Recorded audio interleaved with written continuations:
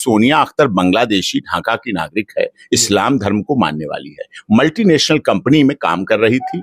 वहां उसे Saurabh Kant Tiwari multinational company में मिले। एक डील के दौरान दिन 4 रातें हनीमून मनाने पे साहब गए दोनों।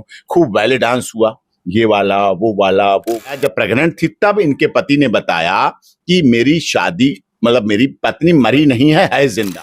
भाई बांग्लादेश हो या भारत हो, सौतन तो किसी को पसंद नहीं। भारत की महिला हो चाहे दुनिया भर की महिला हो, सौतन किसे पसंद होगी? प्यार बंटता कौन देखे।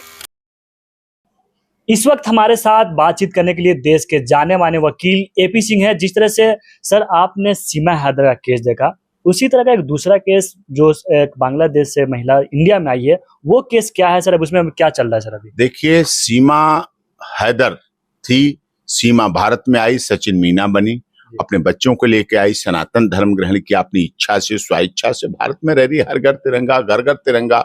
रघुपुरा के लोग 140 करोड़ लोग उसे सम्मान दे रहे हैं, आदर दे रहे हैं, पति प्यार दे रहा है, सास ससुर सम्मान कर रहे हैं, देवर जेठ जेठानी ननद मीडिया सब कुछ प्यार कर रहे हैं। हमें राखी बांधी, मैं भाई बना, राखी भेज, भाई बन गए, भाई राखी बांधी तो भाई है, तो भाई हूँ।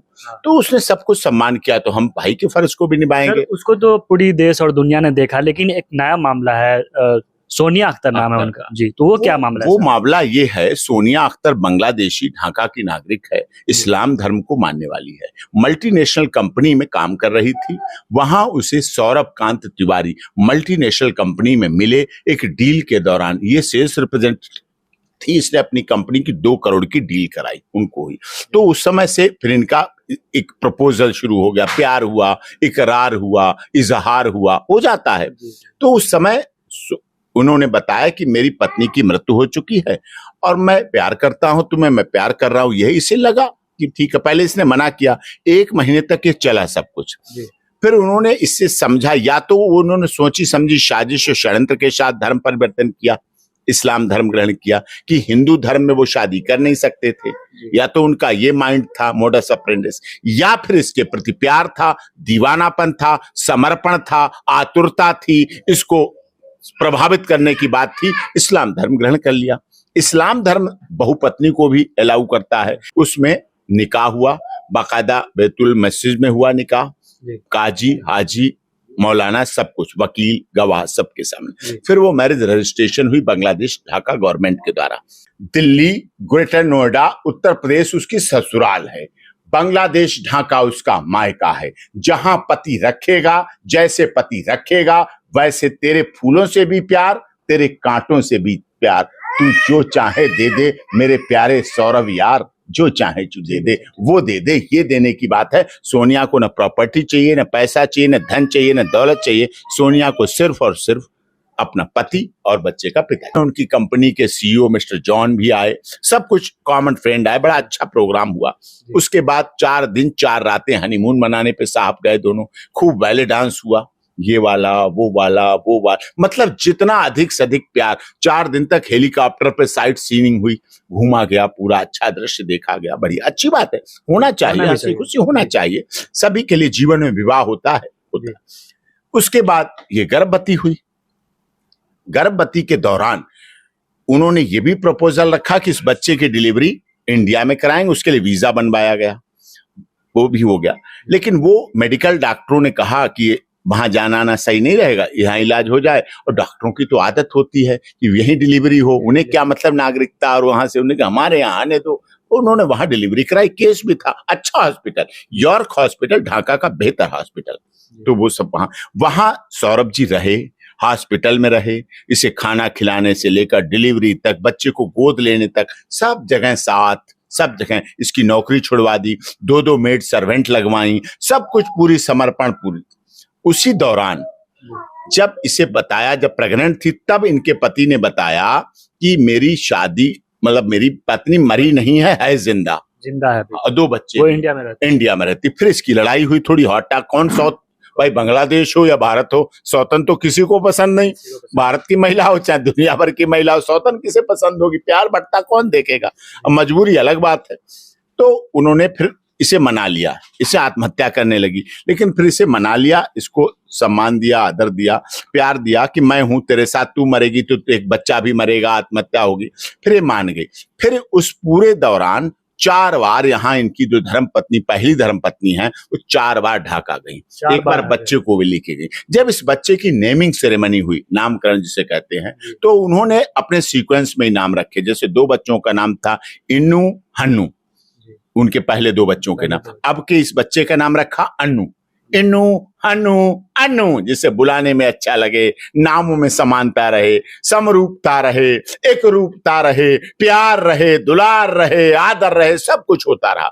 और वो रही अच्छी तरह। उन्होंने जो तीसरी चौथी बार जब गई, तो वो जरूर वहां से इसका ये मायके अपने गांव गई थी, अपने माता पिता के गांव गई थी ढाका से, और भेज दिया था। और वो उस बीच में इसका सारा सामान, ज्वेलरी, सोना चांदी, कपड़े महंगे, सब पर्दे तक भर लाई यहाँ। तो ले आई वो चौथी बार, जब आखिरी बार, तो उनके मन में था, उनके मन में ऐसी चल रही थी। तो जब पति ने देखा है तो सब ले गई, तो उन्होंने फिर से समझाया, मैं हूं, मैं फिर ले दूंगा, खरीद लूंगा। अब पत्नी तो समझ जाती है, पति से अलग जाए तो जाए कहां, उसका प्यार वही, इकरार वही, इजहार वही, सब कुछ वही है। शरीक हयात वही, पत्नी है, शरीक हयात है, वाइफ है, धर्म पत्नी है, कुछ भी कह लीजिए, जीवन संगनी है, अर्धांगिनी है ना, क्या है, सब कुछ। लेकिन सर अभी क्या मामला है, जैसे क्या वो रखना नहीं चाह रहा है? उसके बाद फिर उसके बाद वो चले आए यहाँ, नौकरी का देके कि ट्रांसफर हो गया, फिर वहां रहती रही। थोड़े दिन तो सही रहा, लेकिन फिर से डाउट हुआ कि अब हमें नहीं प्यार कर रहे हैं, फोन कभी सुनना नहीं सुनना, मैसेज ब्लॉक कर देना। फिर मई 2023 में अपने बच्चे को वहीं छोड़ के अपने माता पिता के पास, अपनी बहन के पास यहाँ आई, 7-8 दिन रही। फिर पति ने फिर घुमाया, चाहे लाल किला हो, चाहे आगरा का ताजमहल हो, चाहे इंडिया गेट हो, चाहे कुतुब मीनार हो, चाहे दरगाह हो, चाहे चांदनी चौक की महंगी परचेसिंग कराई, खूब घुमाए, साथ रहे, शिवालिक में रहे, होटल में रहे, सब जगह घूमे। और इसे फिर प्यार से, इसे जाना था तो ये वापस चली गई ढाका, बांग्लादेश। फिर इसे लगा कि फिर इसके साथ वही व्यवहार, वहां जाते उनका भाव बदल जाता, उनका प्यार इकरार बदलता। फिर ये अगस्त में आई, अगस्त में जब यहाँ आई, हमसे संपर्क किया, तो हमें ये लगा कि प्रथम दृष्टया ये मामला पति पत्नी के बीच का है। और जैसा हमारे देश में तो समझौते हो जाते हैं, समाधान है, समस्या है तो समाधान है, मेडिएशन हो जाएगा, तो वहां भेज दिया हमने।